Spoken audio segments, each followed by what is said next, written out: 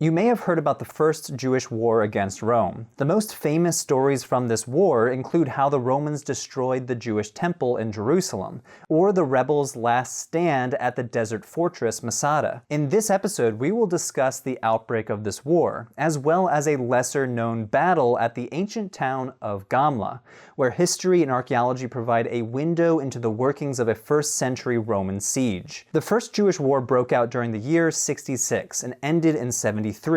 It began after an escalating series of small conflicts between the Judeans who objected to Roman governance, which was often capricious and sometimes outright sadistic, and Judeans who generally supported Roman rule.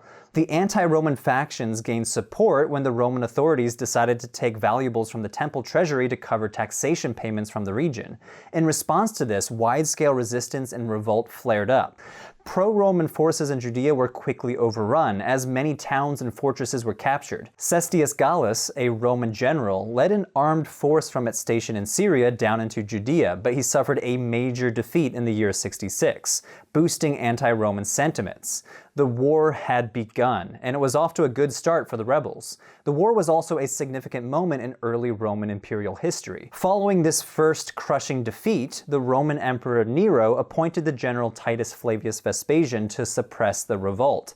Landing in Acco in spring of 67, Vespasian and his armies quickly suppressed the Galilee. But while Vespasian was campaigning and in command of one of the largest forces in the Roman Empire, Nero died. This began a series of revolts with men trying to clamor for the top job. Vespasian was the last of these men to claim the empire for himself, being proclaimed emperor in July of 69. To solidify his claim, he left the region and placed his son, Titus, another future emperor, to conclude the suppression efforts. While many are familiar with the story of Masada, the mountaintop palace and later fortress which continued to resist the Roman legions until 73, Gamla is less well known. Gamla is a site located in the Golan Heights, and which has sometimes been called the Masada of the North. However, the stories of these sieges are quite different.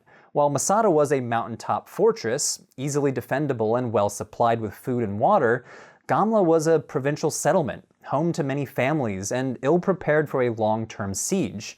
The name for the town comes from the shape of the ridge it was built on, Gamla, or Gamala, being derived from the Aramaic word for camel. Some people say that the ridge looks kind of like the back of a camel. The steep hillside means that the buildings were constructed along terraces, and the only easy way to enter the town is from the northeast. Gamla is also home to what most scholars consider one of the earliest known synagogue buildings. This impressive structure measures about 20 by 16 meters. It could hold somewhere between 400 and 540 people at any given time. The floor plan of the main hall is divided between an upper and lower level, and benches encircle the whole synagogue, which provides seating. Although Gamla was not a fortress, the town was strategically located. Steep cliffs prevented easy access from almost every direction except the northeast. Visitors today can see the remains of a wall blocking access to the town along this ridge. This wall was only fully constructed in preparation for the revolt, but the word wall is probably giving it a little bit too much credit. Rather, the gaps between pre-existing buildings were bridged to prevent access, and rooms whose outer walls became part of the defenses were filled with rocks to thicken the fortifications. At the outbreak of the war, Gamla experienced an influx of refugees. Evidence of temporary fire pits used for cooking have been found in many of the larger buildings across the town, including inside the synagogue. Josephus, who provides a first-hand account of the siege, writes that the population grew from an estimated 3,000 to 5,000 people to around 9,000 people. Josephus is our key source for the events of the First Jewish War, and he himself participated in the initial events and witnessed many of the things he reported. He also provides us with two slightly different accounts, one in his work The Jewish War and one in his later published autobiography. These works contain a bunch of differences, but generally speaking, it can be seen that Josephus tries to show how the war was doomed to fail against the might of the Roman armies. It should also be noted that during an earlier siege, Josephus was captured and imprisoned by the Romans, but having gained favor with Vespasian, he was released to accompany the general and became a kind of informant for the Romans.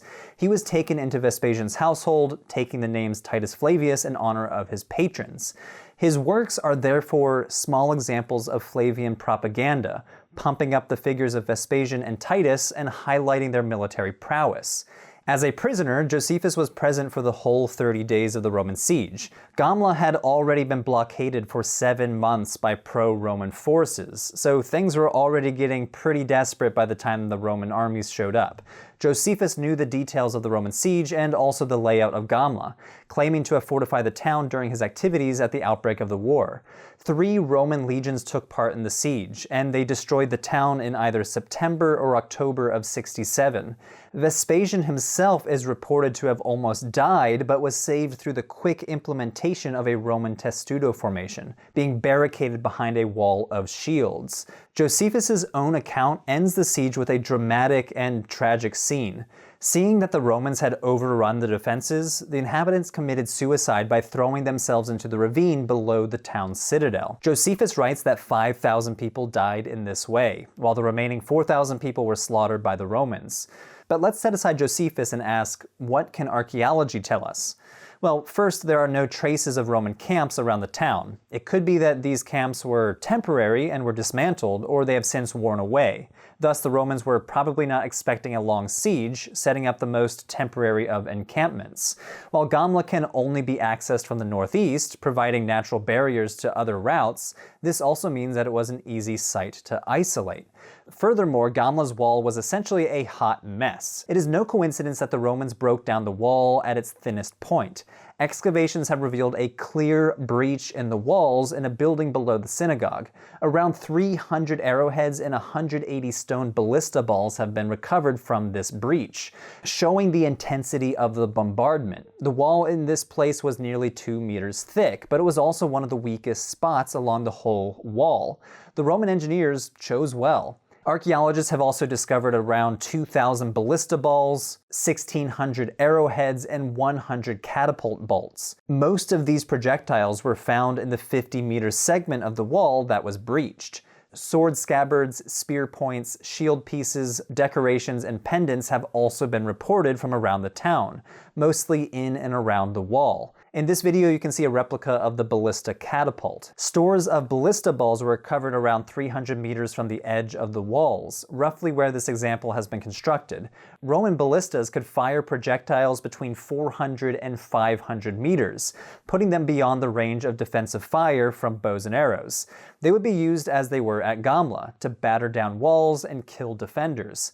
Josephus's account of the final events does not seem to match up with the topography of the town.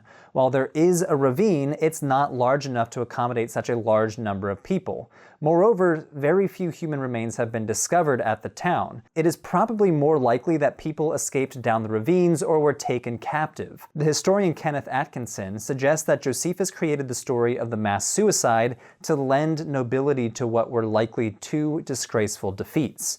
In other words, Josephus may have deployed a literary trope of Judeans committing suicide rather than suffer enslavement at the hands of the Romans, as a way to bring honor to an otherwise dishonorable defeat. Josephus made a similar choice in his depiction of the final stand at Masada, another account for which some scholars have significant doubts. So ends the story of Gamla. Not quite a Masada, but an example of an ancient Jewish town containing evidence of economic activity, communal worship, the efficacy of Roman military tactics, and ultimately, Jewish resistance to Roman power. Hey everyone, thanks for watching. That was the latest episode in Patheos' series, Excavating the History of the Bible. Click on the playlist on screen to catch up on all previous episodes.